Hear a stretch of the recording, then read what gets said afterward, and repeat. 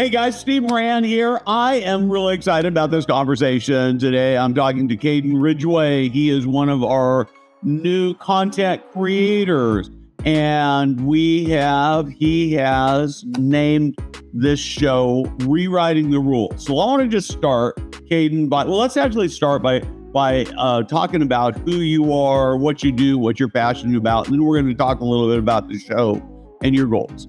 Okay. Yeah. So my name's Kaden Rididgeway. I'm the Chief Growth and Experience Officer for Milestone Retirement. What that means at Milestone is essentially I lead 50% of operations with Carol, my mother, and the part of operations that I lead is all based in the resident experience. So culinary, engagement, sales, and then I handle a few other things for Milestone. But that's what I do here. And I think this show is going to center a lot around that and what we're doing in that space. Okay, that's terrific. Talk to me a little bit about the name Rewriting the Rules. Why did you pick that? I think that, sitting in senior living now for a few years and also having grown up in it, I think we can do a lot better and we can go further. If we get out of this legacy headspace of how we've done things and where we're at, and pull from other industries and start to do those things now. So rewriting the rules is all about not only what I'm doing and what I think we should be doing as an industry, but I also want to talk to people in the industry that are doing new and different things themselves, and get their feedback and thoughts on that. Yeah.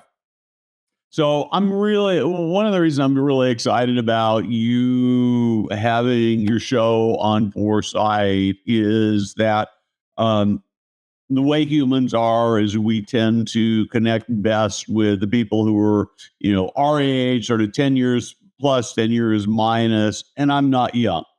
And so we really need some younger voices. I've watched what you're talking about, what you're thinking about, and what you're doing at Milestone. And I'm really excited because there's this whole brand new generation that you're a part of that I have great hope and expectation for disrupting the industry.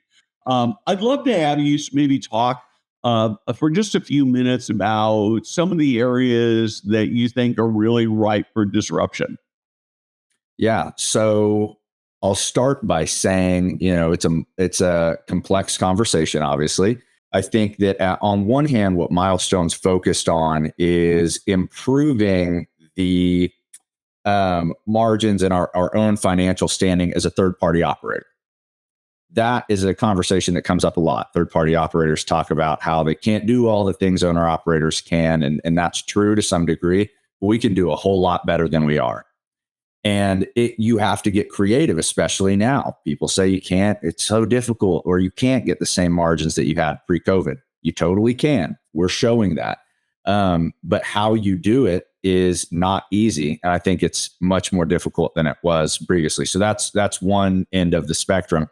The other is focusing on hospitality, and bringing in to middle market, which is where we primarily operate as a middle market operator, bringing in what we would call 5-star dining. If you see some of the most recent posts I have on LinkedIn showing our culinary team and showcasing what we're doing, it's worlds beyond where we've ever been. And so it's these different aspects of not only business management, and structure, but also what we're doing in the communities in terms of elevating a service at no additional cost. So yeah, there's a few. So talk to me a little bit about, I know you've got many decades before you'd even consider moving into a senior living community, but talk to me about the kind of senior living community you think you'd want to move into when you get to be 80, or I don't know, the way we're changing and working on a health span, maybe you'll be 90 or 95 and still have 10 years to go. Yeah. I think number one, if people who've spoken to me or speak to me at conferences and know me in the industry, they hear the word Disney a lot, because it's a good North Star for me to orient myself to from a lot of perspectives. And one being, clinical domination in a senior living community. Customers are coming to us not because they want to live in senior living, and I want to change that. One of the ways is looking at clinical and this team as park services. It's a interesting analogy because park services is one of the most important aspects of Disney operations, but you don't see them, you don't hear them, you don't feel that it's park services like you would at Six Flags or any other place. And it's that kind of mentality where it needs to be felt, supported, but not necessarily dominating the daily life of residents. So how do we kind of reorient that structure? So I want that. I don't want to feel like I'm coming to senior living because I have to, and then I'm treated like that as well. Another is focusing on the depth and breadth of engagement activities. I don't want to swing pool noodles around with my friends. I know that's a hard thing to say and it's a little punchy, but I saw it in our own communities, assisted living residents that can do much more, and we've relegated them to pool noodles.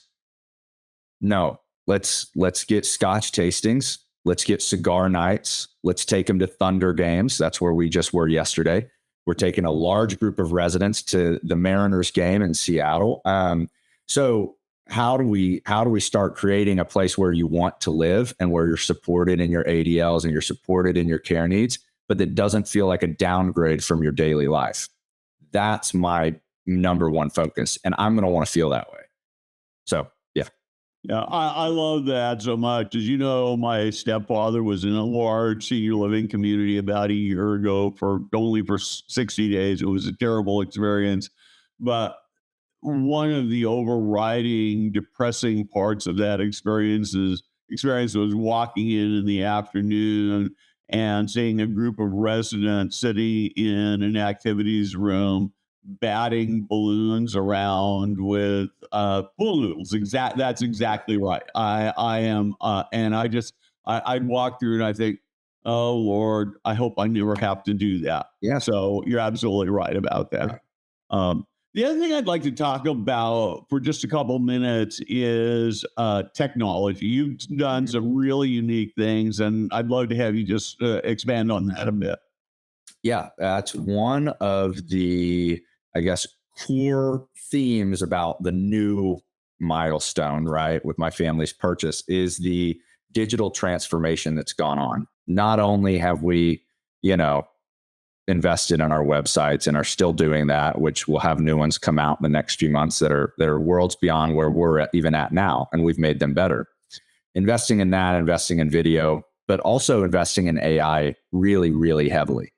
Milestone's been using AI now for over a year and a half at the executive level. And we now have our own proprietary AI software that we've actually split out into a separate LLC as well, just in case we get to the point where we think that this could impact others and we want to license it. But we're going to use it internally first, and it is an entire operations suite. And it's all powered by AI. So it pulls in all of our data that we have in disparate systems, centralizes it, and it's not BI. It's far, far, far more powerful than BI because it takes Carol's mind, my mind, and the executive team. We answer these lengthy surveys and questions, and it cross-references policies, regs, and the way we'd solve problems to give EDs a look and a not only here's the data, look at this graph, but also here's the data, look at this graph, here's what we would do with it, here's what we think your next step should be. And it's very complex. It's taken us over a year to build, but it's really impressive. That's a cornerstone of kind of who we're becoming as a company and in not only operational performance, but internally. So one of the big challenges several challenges that I see with technology and with that AI, first one, of course, is privacy. From my perspective, the privacy has more to do with sort of the legal requirements and particularly residence data. Because I guess I'm a little cynical about the privacy thing. I think that privacy is much more of an illusion than reality for most of us. the amount of stuff that you could find on me or I could find on you. Right. If we really dug into it, we'd be really shocked at what's publicly available, right? But I also wonder about, I mean, how do you make sure AI is actually making the lives of your team members better rather than adding to their workload? Yeah. I think you measure twice and cut once, really. I think you see a lot of companies who go out and just put an AI, let's say it's Claude or Cowork, and they just give it to the team. Here you guys go. You got access. We have AI. We use AI as a company. It's like, okay, true. That's great. But how and in what cadence? Where do we deploy that? Do we measure its usage? Milestone, what we're trying to do is not add to people's plates. We're trying to take away and give them more time in the community. We do not want EDs in their office. We don't. It's a big focus. So at Milestone, you have a lot less reporting that goes on because we're building this platform to where the C-suite or the executive team or the vice presidents can just look in and see what we need. We'll go grab it. We don't need you to sit there and send us 10 reports a week. We'll go get that information. So I think that's part of it, where you're not adding to people's plate, but you're giving them a software that allows them to free up time and do things quicker. So the last thing I want to touch base is, as we introduce your new series, is maybe a year ago, you and I had a conversation, and I gave you a challenge, and that's that I'm looking for some senior living company to be like NVIDIA, where it's the one company that everybody wants to go work for because they're doing great, interesting, world-changing work. They're making a lot of money, and it's fun. How are you coming on that? I think we're doing a really good job. I think, it's always slower than you want it to be. It really is. Yeah. But we just wrapped up yesterday, actually, our field operations meeting where we bring our corporate field ops team in and talk to them. And we did it a year prior, and we did it this year. And the conversations, the people that are in the room and what we're talking about is drastically different than it was a year ago. And we ended that with a big, floor seats at the Thunder game for everybody and kind of had this great thing. Yeah. So I heard something, and a mentor told me this once. And if he ever watches this, I hope he has pride in it. And he told me that a company isn't successful if you're able, as an owner and executive, to send your kids to private school. A good way to judge a company's true success and impact is how many of your employees can send their kids to private school. Can you truly elevate and build a business model that feeds down and elevates the living standard of the people who are doing the work? And that's something we're very focused on. And I think if you asked or polled any Milestone team members, I would never be concerned about what they say. I think they'd agree. Yeah, I love that. I'm looking forward so much to the content you're going to produce. You bring new eyes, new voice, new way of looking at things. And I think that as good as the industry is, I'm a big fan of senior living. I think there are a lot of opportunities to make it so much better. And I think it's you, leaders like you, your generation, that are going to rock the world of senior living for us as we're living in living in your community. So I'm really excited about this. Yeah, that's the last thing I'll say. I'm really excited about it too. I think one of the big focuses that I have is to create the feeling of true envy. If I can look at our partners' engagement software, if I can look at it and I can see my grandfather or my uncle, and I can say, man, I wish I was having that type of day because he's living. If I can do that, I think we'll have arrived. So yeah, I'm looking forward to it. It'll be cool. Cool. Thanks very much. I can hardly wait for your first show.